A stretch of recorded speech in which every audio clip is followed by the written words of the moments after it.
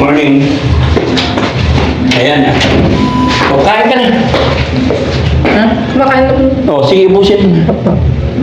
Ayaw mo maggulay? Hindi po. Itlog. Gusto mo itlog? Hindi. Ayaw mo rin? Bakit? Masarap to. Ha? Oh, masarap pag may itlog. Oh, hindi pwede chicken lang. Kain ka madami, ha? Very good. Naligo ka na? Yung kasama nagligo? Wala. Wala. Kaya mo na mag-isa? Very good. So yung mga kababayan, mga kabarangay, magandang umaga po sa atin lahat. At ito na naman po yung araw na check up ni Ate Tintin. Kaya medyo maaga yung gising nila ngayon. Maaga ang gising niya and then pinaligo na siya. Nakakatuwa. Tinanong ko siya kung sino kasama niya. Wala daw dahil kaya na niya. Unlike ng mga nauna talaga, ina-assist pa. Pero ngayon, basta alam na nila kung nasaan yung shampoo, sabon, sila na po na liligo sa sarili nila. No? Pati sa pagkain, ayan. Medyo siya yung naunang kumain ngayon kasi nga po maaga siya. Okay? Tapos, daanan nyo na lang yung tatay niya, ha? Yes, po. And then, pagkatapos ng check-up, ibalik nyo rin siya doon. No? So mga kababayan, mga kabarangay, ito po yung update ko sa inyo. Hindi na lang muna sasama si Daddy Frankie. Bali, dito lang sa simula and then sila Sam, Kuya Ken, at saka isang driver lang. Tatlo lang sila, bali pangapat ang kanyang tatay dahil medyo mahigpit doon sa bahay pagamutan na pinagdadalhan. Ayaw ng sobrang maraming tao. At saka hindi rin naman tayo nakakapag-video. Kumbaga, ina-update lang namin kayo tuwing dadalhin siya sa bahay pagamutan. Okay? Mag-iingat kayo sa... Yan, maraming salamat mga kababayan. Abangan nyo lang po at tutukan nyo lang yung kwento ng buhay ni Ate Tintin at ipag-pray nyo po, samahan nyo kami na mabilis na po siyang gumaling para makasama na niya ang kanyang mga anak. Maraming salamat.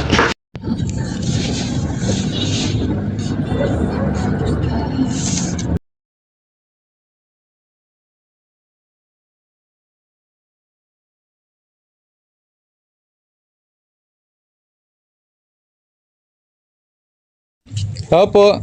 Aday, ready ka na? Tara. Kala namin, nagpasada ka pa eh. Po, dito po ang bahay ni tatay. Tatay ni Tintin. Dito po ang bahay nila. Yung anak niya yun. Busy siya sa paglalaro ng cellphone. Hello, Ading. Kumusta? Okay ka lang? Ay, busy ah. Nang pasok? Hindi ka pumasok. Absent ka, ha? Na. Ayan. Tayo, tara na. Tara di tayo, gabihin. Makabutan tayo ng gabi.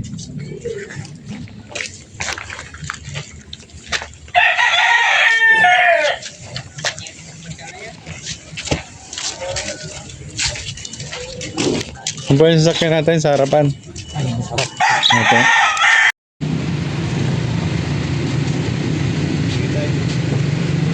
Tayo, pasok tayo.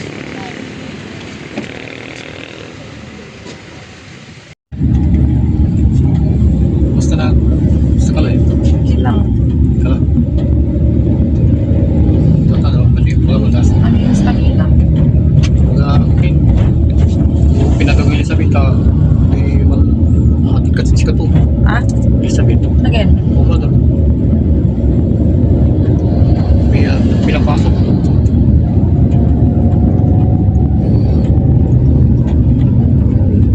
Pero isa ko mga kalaban hindi ako. Kaso sa mga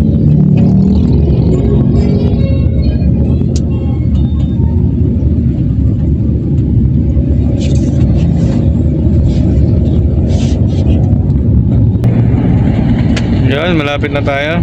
Dito na pala tayo, Kuya Rizky, no? Mas malapit pala yung daan dito. Oo. Mas malapit dito pag dumaan. Sa sakto pag susunduin si Sakto tatay. region 1. Ayan. So tayo, dito na tayo. Atitin. Ready ka na ha? Okay. So tayo, alalayan mo sa titintin ha. Ikaw nang bahala. Ano po? So ito yung schedule niya. Yung napag-usapan nyo naman nung unang bisita natin dito na ano, babalik at kuha kayo ng ano ngayon. Ito yung, dala mo yung ano niya? Papel niya? Oo, yung certificate. Oo, kasi yun ang requirements. Buti na dala mo. Saka yung ID. ID mo, no? ID. Okay. So, ito tayo. Yung ano. Ayan, Kuya Sam, di ba bawal na ditong mag-ano? Opo, bawal na rin po mga babae ng camera dito. So, ngayon, idadrop na lang namin si Ate Tintin dito. Kasama si tatay. Siyempre, sasamahan rin natin siya sa loob. Pero bawal po ang camera. Kasi pinagbabawal po ng management, no? So, para hindi tayo mga technical, no, mga babayan. So, tay. So, baba na tayo. So, dito lang po muna ang camera natin, mga babayan. So, tabayanan niyo po hanggang mamaya yung resulta ng pagpapagamot kay Ate Tintin. Pagdasal po natin si Ate Tintin na tuloy na pong gumaling. So, maraming salamat mga babayan. Hanggang sa muli. Mamaya ulit. Bye-bye. 1 hour later.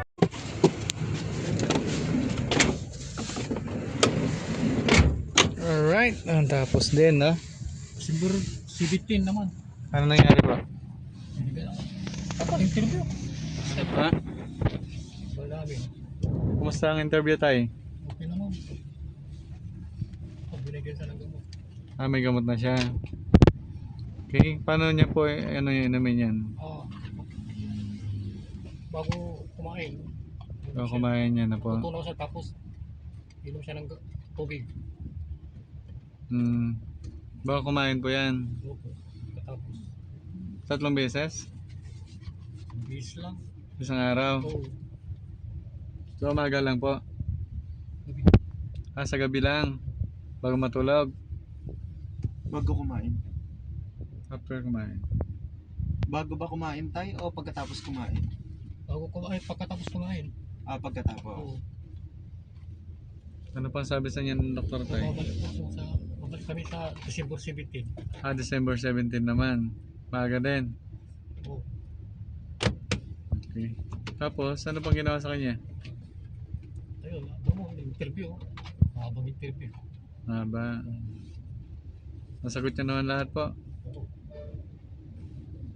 Ano bang mga tinanong sa kanya? Kay Christine. Tama naman yung sagot. Nakasagot naman siya. Ate Tintin, natutulala. Na ano po ba siya? Na-injectionan siya? Hindi siya na-injectionan? Bakit eh? Ano sabi? Nasusunod na siguro yung issue niya. Basta painumin lang siya ng gamot. Huwag sapin. Okay. Anong sabi sa iyo ng doktor? Anong dapat gawin? Basta tuloy-tuloy yung gamot. Ano ba? Sa babalik kami kung mababawasan itong gamot niya kung itutuloy yung maintenance. So may kalahating buwan yan, no? Yung 6 months? Oo. Yung gamutan niya, 6 na buwan. 6 na buwan na tuloy-tuloy. Oh, para gumaling na si Ate Tintin, no? Good for 6 months po ba yung binigay na gamot tayo o bibili pa tayo? Ito lang, bali 35 na pinasok. So 35 days lang po yan. Baka doon na nila Kuya Sam i-update pagka balik natin sa December Maaari. yung gamot. Maaari siguro dadagdagan yan, no? Depende sa maging, maging resulta siguro ng pagtitake niya ng gamot na yan. Kasi yan yung maging basehan ng doktor kung may pagbabago o wala. Kung may pagbabago siguro bababa nila yung dosage. Kung walang pagbabago naman, tataasan, no? So yun, ito po yung update natin kay Ate Tintin. So naging okay naman. So ito siya. Ate Tintin, minsan talaga, ito siya mga babayan, hindi maiwasan yung ano niya. Minsan nakikita natin na okay siya. Ito siya, nagsasalita mag-isa pa rin. No? Yun pa rin yung hindi nawawala sa kanya. So, may kinakausap siya na hindi natin nakikita. Parang imahinasyon niya sa sarili niya. Na minsan natutulala siguro dahil sa gamot. Sanay na rin siguro ng ano, yung mga nakaraan niya, nakalipas na mga na-experience, no? So, salamat tayo, no? Nandyan parati kayo, no? Kay Ate Tintin, sa anak din nyo. So, kapag kailangan kayo, nandyan kayo anytime. Pwede kayong tawagan, puntahan. At nagpapasalamat kami sa iyo tayo, no? Lalo na si Daddy Frankie, no? At sa lahat ng mga, ano natin, mga babae natin. Nasa ibang bansa, sa Luzon, Visayas at Mindanao. Maraming salamat sa patuloy ninyong pagsuporta, lalo na kay Ate Tintin, sa pagsubaybay sa buhay niya. At sana gumaling na si Ate Tintin para yan nga po, malagaan niya yung bali 3 yung anak niya tayo, diba? Tama? Ito, talo. Dalawa, yung 2 anak niya. Para maging okay na, siya na yung ano, magpalaki sa kanya, ano. Ang tatay, medyo may edad na rin. Ilang taon na kayo tayo? 52. Malakas pa naman, pero payat si tatay. Nakakain ba kayo ng maayos tayo? Minsan walang pasada. Kasi namamasada kayo ng tricycle. Ano ba yan? Bisikleta? Oo, pedicab. Pedicab. Sa may na. Gano'n ka lang, may ano sa isang araw, ano, isang oras, isang biyahe lang. Gano'ng katumal. Kasi nakasikas ko yung ko kasi. Yung anak nyo, kayo naghahatid sundo. Sige tayo, laban lang, no? Sana para gumaling na si Ate Tintin, maging katuwang nyo na siya, no? Sa pagpapalaki sa apo ninyo. So siyempre nandyan ang Daddy Frankie na handang umagabay sa inyo, lalo na kay Ate Tintin, no? At pinapaabot nga pala ni Daddy Frankie ito tayo, no? Para may ano ka, meron kang allowance mamaya. Ay bukas, pambili mo ng gatas ng ano ni Ate Tintin. Ate Tintin, sa bahay na po, ha? Hindi, bili po tayo ng panty ko. Opo, pante. Marami kang pante doon, bigay ni Ma'am Purisa Joy Piñas. Damit na. Padala, oh. Damit po. Sorry, damit. Marami po siyang damit doon. Wala, hindi ko damit yun. Marami kang damit doon sa ano, sa shelter, ha? Binigay sa'yo ni Mami Rochelle, no? Si Ma'am Rochelle nag-aalaga sa'yo. Tulad ng Huwag ka mag-alala, na. Tulad ng suot mo, damit po ni Ma'am Rochelle yan, no? Thank you kay Ma'am Rochelle. Tanti, wala Sawa. po damit. Pauwi po. Opo, marami po doon sa shelter po. Kaming bahala sa'yo at si Daddy Frankie, no?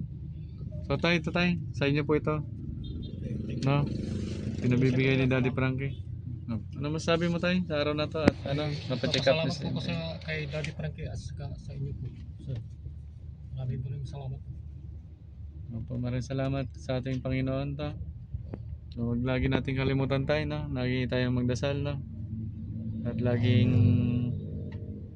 pagdasal natin na maging maayos ang lahat at nasa maayos na kalagayan sa Ate Tintin. Ganon din sa inyo tayo, no? Lagi kayo mag-iingat. Yun, Kuya Sam. Kuya KJ, anong ano natin? Hatid na natin si tatay sa bahay niya. Kuya Rizky, ready ka na? Yes, sir. Ay, sir. Okay, Ready Kuya Rizky, sinang mga pasalamatan natin? Always ready. Maraming salamat po sa mga sumusuporta kay Daddy Frankie Official, tsaka syempre sa team Daddy Frankie at sa mga OFW nating laging naandyan nakasuporta sa mga beneficiary. At wag nating kakalimutan ang 3 premier, 9:08 ng umaga, 2:08 ng tanghali at 7:08 ng gabi. Maraming salamat po sa Team Rise Above, headed by Tita Honey S, kay Ma'am Okray TV, at kay Purisa Joy Peñas, Rose Gorgeous, kay Manong Jo, na mga nakakalimutan. Maraming salamat po sa inyo. Wag po kayo magsasawang suportahan si Daddy Frankie Official. Andiyan po si Sam Motovlog, may sasabihin din po sa inyo. Hi! Bye-bye! Bye-bye! Mahal namin kayong lahat. I love you all. Ayun. Let's Thank you go! so much. Let's go, Kuya Rizky. Bye-bye. Go. Kaya kay Jay, ano yung sabihin mo ulit? Ayan, maraming salamat po sa lahat ng patuloy na sumusuporta sa buong Team Daddy Frankie. Mabuhay po kayong lahat. God bless po.